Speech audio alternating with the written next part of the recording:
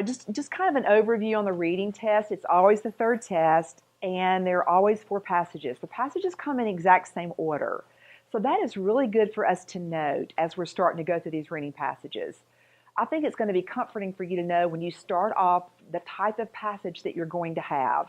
What I want us to do is for you guys to figure out how we can get at least 1 more point per passage. Because there are only 40 questions and we can get 1 more right per passage, you can have a 4-point jump on your reading test.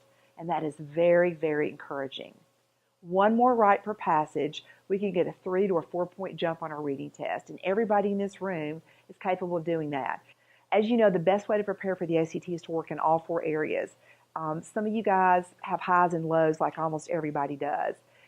Most of the time, our weaknesses, we really want to work in those and try to get those up, but your strengths are generally the areas where you can get the biggest jump. So if you've got some room to grow in your score in the areas that are your strengths, we typically find the biggest jump.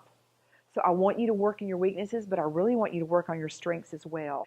Everybody's here to improve their scores. And the most important thing is for you to be able to do an incredible job on the ones that you can get to. So we've got 75 questions on the ACT English test. If you can get to 1 through 70 or 1 through 69, and you can do a really strong job in giving them the better answer consistently, you're going to have a much better score than if you finish 1 through 75 and you make tons of careless mistakes. Do you see the difference there?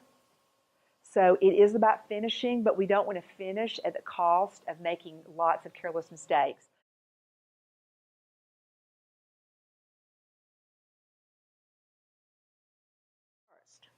Are y'all aware that the math test has 60 questions, and they start off easy, and they get harder and harder and harder, okay?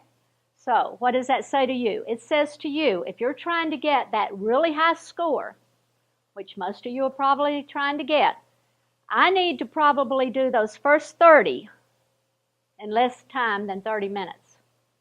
And then I need to have longer on the harder problems. What I tell a lot of students, if you're trying to get a 22, 23, you might want to just concentrate on the first 45. Because do you know if you get 45 correct, you make about a 27? That's not so bad, is it? But if you're trying for that high score, I want you to try to at least do the first 45 in about 35 minutes. And you will have those extra 10 minutes to spend on those last 15. Well, actually, they gave this on a test. They gave this equation right here, and they said, what is the area of this circle? So you had to know 2 things. First of all, how do you find the area of a circle? Very good, power square. Put that with a check by it because you know what? You got to memorize that. I guarantee you that that will be on your test. Power square. The next. Grab that English tip sheet, and I just want to go over a couple of the basics before we tackle this first essay together. So does everybody have their white sheet of paper that says English tip sheet? And I think the thing that stresses everybody out about this test as a general rule would be your timing. So the thing we're definitely going to work on today is timing. Now, two issues here. One issue is that some students have trouble finishing the test. We're definitely going to address that. I want everybody to finish. Secondly, some of you guys actually work too quickly, especially through some of these English passages. As a general rule, the English test doesn't have the big time crunch that most of the tests do. There are 2 basic strategies to the English test. The first one is to read the passage as you work. Stop where the underlined portions are, make those corrections, and continue to move on. Definite pros to that. The definite pros to that is that you get into the feel of the author, you get into the scope of the paragraph.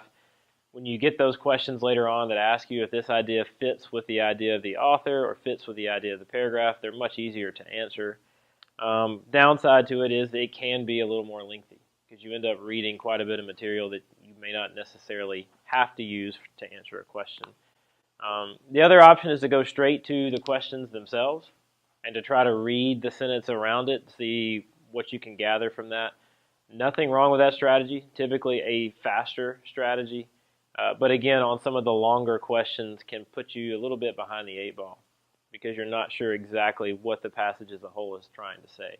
It makes us feel like the British are taking the action, agreed? But they're not. The people taking the action are the Germans.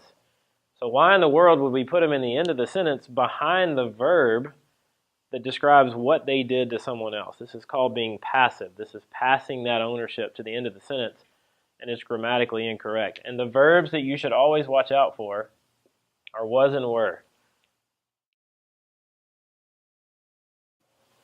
I look down at this first test. Look at your answers. Are y'all aware that question number 1 and 2 are the easiest questions on there? What's the hardest question on this one? 7. They start off easy and they get harder on each passage. But is your last passage necessarily the hardest passage? No. Your last passage could be your easiest one of all, and if you don't get there and you just have to guess at it, you throw all those easy answers away.